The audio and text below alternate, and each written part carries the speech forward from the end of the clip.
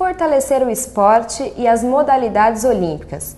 Esse é o objetivo do Proforte, um projeto que vai usar a dívida dos clubes com a União para formar atletas. E para falar dessa proposta, que a TV Linha Direta conversa hoje com o deputado federal e relator da Lei Geral da Copa, Vicente Cândido. Tudo bem, deputado? Tudo bem, obrigado pela oportunidade aqui de falar com os eleitores e simpatizantes do PT. Deputado, eu gostaria de entender quais são os principais pontos do Proforte. É um projeto que está em gestação, está neste momento no Ministério dos Esportes, também no Ministério da Fazenda, finalizando tecnicamente o projeto. Uma ideia que tive a partir de uma medida provisória que o governo aprovou no Congresso Nacional em 2012, onde criava, permitia às universidades do Brasil de pagar as suas dívidas prestando serviço, ou seja, era uma ampliação do ProUni. Naquele momento tive a vontade de fazer uma emenda incluindo os clubes de futebol e de todos os esportes do Brasil. Achei melhor fazer um projeto em separado, dada a complexidade e a peculiaridade de um projeto desta natureza. Procurei o ministro dos Esportes, Aldo Rebelo, procurei a CBF, procurei a Confederação Brasileira de Clubes e as demais confederações de todas as modalidades. A partir daí, criamos uma comissão de trabalho e hoje tem um projeto praticamente pronto. Conversei nesta oportunidade também com o presidente Lula. O presidente Lula, que é um entusiasta do esporte, conversou com a presidente Dilma e creio que esse projeto poderá ser editado através de uma medida provisória agora, ainda antes da Copa das Confederações. Com isso, acho que a gente pode criar aí uma pauta positiva para o debate nesse período, não só torcer para o Brasil ser campeão, mas também trabalhar para que a gente possa construir legados imateriais que vai além dos estádios, da infraestrutura, dos aeroportos. Acho que essa preocupação hoje é de todo o povo brasileiro, principalmente dos dirigentes esportivos e também do governo brasileiro. Até para esclarecer um pouco melhor, o ProUni reverte dívidas de universidades em bolsas para os estudantes. Como é que isso funcionaria? Como é que isso se aplicaria no Proforte? Da mesma forma, isso no linguajar jurídico se chama dação em pagamento, ou seja, eu pago uma dívida com prestação de serviço ou com mercadoria. Qual é o principal produto da universidade? Oferecer bolsa e vaga para os alunos. Qual é a principal função de um clube esportivo? É formar atletas, coisa que o Estado brasileiro abriu mão durante anos. O clube que mais forma atleta no Brasil é o Clube Pinheiros aqui de São Paulo, que chega a mandar uma delegação de 260 atletas para as Olimpíadas. Então, nessa negligência, entre aspas, do poder público do Estado brasileiro, acabou delegando isso para os clubes privados. Cabe agora ao Estado brasileiro ajudar a fomentar esses clubes e de uma forma que transformando a dívida, que é por volta de 4 bilhões de reais, em prestação de serviço, trabalhando a iniciação esportiva, ou seja, não será só o esporte de rendimento, será esporte para todas as camadas, todas as idades, terceira idade, portadores de deficiência, terá um incentivo para quem praticar o esporte paralímpico, terá incentivo para quem, por exemplo, praticar o futebol feminino, que precisa de incentivo no Brasil. Além disso, nós estamos pegando o dinheiro da Time Mania, que foi criado para pagar a dívida dos clubes, para criar um fundo também fortalecendo essa prática da formação de atletas. Um outro ponto importante que a Caixa Econômica Federal nos deu um presente, deu para nós a chamada raspadinha, que é a loteria mais popular do planeta. Em estados como os Estados Unidos, Itália, França, a raspadinha responde por 60% do faturamento das loterias.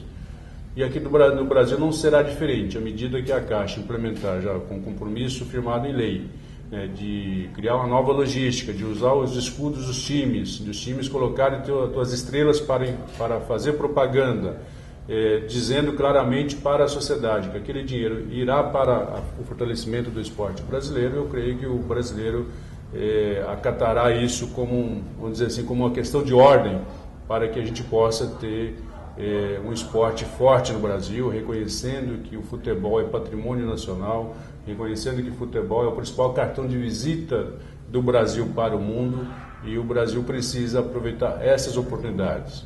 Eu queria aproveitar exatamente esse gancho. Qual seria a participação do governo federal nesse projeto?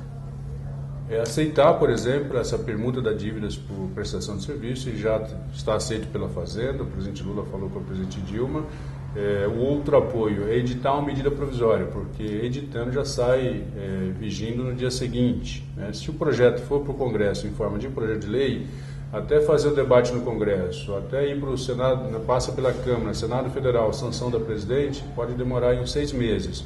É importante que a gente crie um fato político positivo, além, lógico, do evento Copa das Confederações, que estreia no dia 15 de junho, Brasil e Japão em Brasília, mas naquela semana, se a gente conseguir editar, talvez pela primeira vez, uma medida provisória de uma política pública tão sensível que é o esporte no Brasil, a gente pode criar aí um outro grande fato político, que é a disposição do Estado brasileiro, da presidente Dilma, editar uma medida provisória, reconhecendo a importância, né, nesse momento, de fortalecer economicamente os clubes. Eu acho que pode ser um fato histórico na história do Brasil. E falando em Brasil, país do futebol, qual que é a participação dos clubes numa proposta como essa? Apoiaram, estão ajudando a escrever a proposta, já fizemos reuniões e seminários e debates. Há uma conscientização dos clubes, por exemplo, que uma proposta dessa natureza não pode ter negligência, displicência. Eles concordam, por exemplo, que quem descumprir, né, quem aderir depois de descumprir, perderá pontos em campeonatos, será penalizado. O dirigente que desviar recursos nesse sentido terá penas mais duras, né, para você coibir essas questões. Então tem todo o apoio dos clubes brasileiros. Em termos de fiscalização, os clubes que vão ser inclusos nesse projeto, eles estão sendo fiscalizados? Existe essa preocupação toda com a questão da idoneidade? Já tem os mecanismos hoje de fiscalização, os parlamentos, o Ministério Público, os tribunais de contas, a sociedade, os conselhos de esporte que existe, de outras áreas que existe, a polícia, né, as denúncias, a Polícia Federal, que está sempre desbravatando problemas, né, na aplicação de dinheiro público. Mas nesse projeto nós estamos criando outros, né? Por exemplo, a penalidade administrativa para times que descumprirem o programa, poderá perder pontos no campeonato. Por exemplo, a destituição de dirigentes, para quem também desviar recursos. Nós queremos criar mais mecanismos, estamos discutindo agora para finalizar. Talvez delegar para as universidades federais essa competência de controlar, de ajudar a organizar, de fiscalizar a aplicação dos recursos. Mas talvez o mais eficiente desses instrumentos que eu quero discutir, e já falei com o Ministério dos Esportes, é delegar para os conselhos municipais, estaduais e federal essa competência também, sem prejuízo do Ministério Público, dos tribunais de contas, do Parlamento, que tem que fazer a sua função constitucional. Mas ao criar em cada município, nos estados, no governo federal, que já existe o Conselho Municipal, Estadual e Federal de Esporte, com funções bastante definidas na lei, de você aprovar o programa, de você fiscalizar, de você orientar, né, o teu município, o teu prefeito, talvez seja mais eficiente delas, porque nada mais rico, nada mais cidadão, por exemplo, de você ir lá no clube, na escola e saber o que está fazendo com o dinheiro público, e o que está fazendo com o teu filho, com a tua vida, como é que você participa de um programa, qual a relação das pessoas envolvidas naquele programa. Se você chegar lá na porta do clube, está na porta do clube, aqui participam 2 mil pessoas na natação, no vôlei, no futebol, na bote. Eu acho que isso talvez seja o mais engrandecedor de um programa como esse. Então nós estamos pensando em escrever, de exigir no projeto, o município só participará disso se tiver constituído em lei um conselho de esporte democraticamente eleito, né? Então vamos imaginar, você pode pegar aqui a cidade de Ribeirão Preto, tem 2 times na primeira divisão do futebol paulista, que tem a liga esportiva, que tem a sociedade organizada, que tem ONGs que trabalham com esporte. Aquela cidade elege lá o Conselho Municipal de Esporte, autorizado pela Câmara Municipal, e ela terá competência de acompanhar ali todos os programas. Então, o Comercial de Ribeirão Preto, Botafogo de Ribeirão Preto, que vai aderir ao programa, ou a Liga Desportiva de Ribeirão Preto, que é federada, vai aderir ao programa e vai dizer, eu devo R$1 milhão, vou pagar isso em 10 anos, durante 10 anos eu vou gastar R$100 mil por ano, eu vou gastar, R$20 mil por mês, está aqui a relação de pessoas beneficiadas. Aqui nós vamos apoiar a canoagem, aqui nós vamos apoiar o xadrez, tá certo? Eu acho que é o mais eficiente, que você envolve toda a sociedade e você vai cada vez mais fechando as oportunidades que tem de desvio de recursos. Nós não temos que ter medo de uma situação dessa. Essa pergunta é frequente, inclusive dentro do Congresso Nacional, ao debater isso com os deputados, mas nós não temos capacidade de fiscalização. Tem sim, é que nós nunca usamos esses instrumentos, principalmente envolvendo a população. Acho nada mais rico das pessoas irem para dentro das escolas, dos clubes, que é exatamente o local de ponto de encontro da população, que você vai lá, você debate tudo, conversa sobre tudo, e de você fiscalizar o dinheiro público ali aplicado.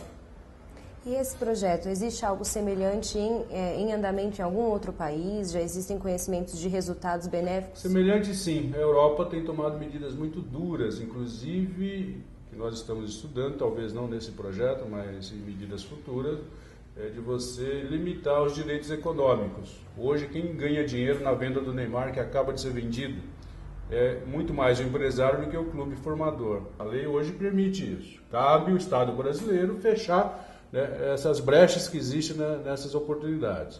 A Lei Pelé agora, com a reforma do ano passado, acabou fechando um pouco isso, mas ainda existe muito espaço. A Europa acabou de tomar medidas muito drásticas nesse sentido.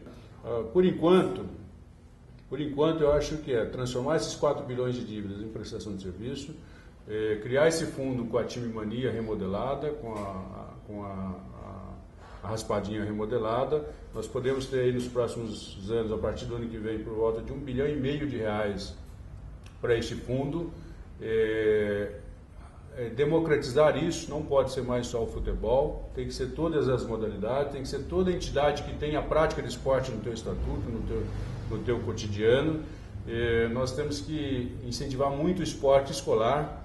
O ministro Mercadante, o ministro Aldo Rebelo agora recentemente lançou um programa de esporte escolar, ainda tímido, mas é um início.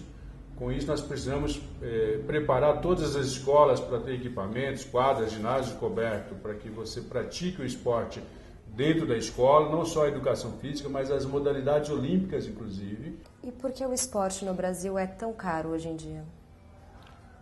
Eu não diria tão caro, talvez ele é desorganizado, ele falta incentivos. Se a gente tiver políticas, se tiver incentivos das empresas, se o governo colocar recursos, ele fica competitivo, fica barato.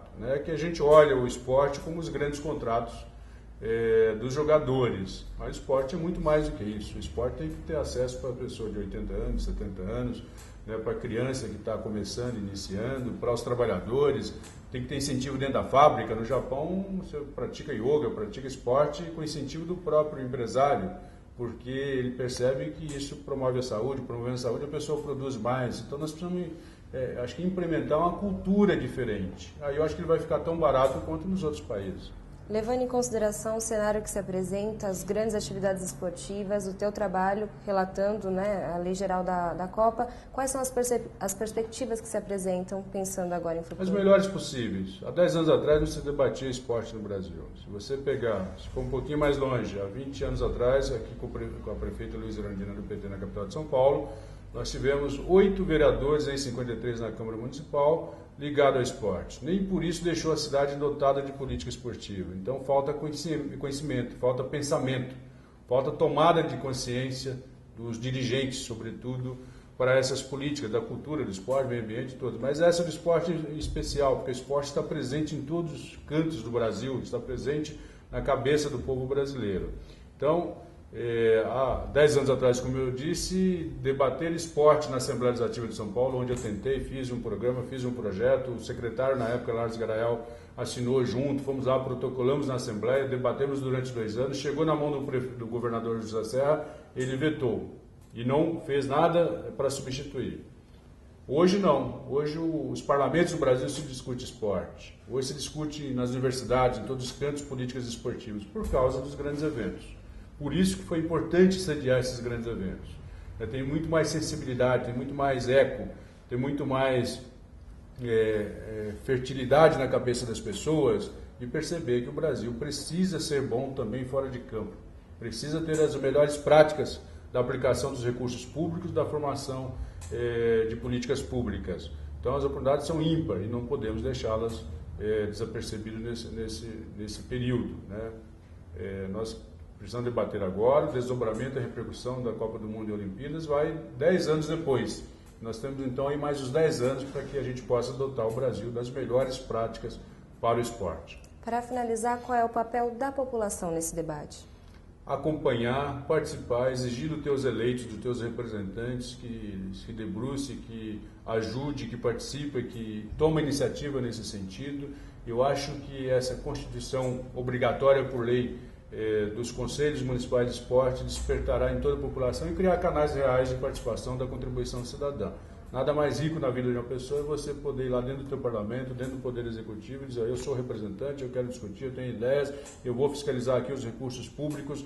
Isso acho que é o ponto mais alto da cidadania, que é a participação política direta e indiretamente na direção da tua cidade, do teu estado, do teu país. Muito obrigada, deputado. A TV Linha Direta agradece a sua participação. Obrigado a vocês.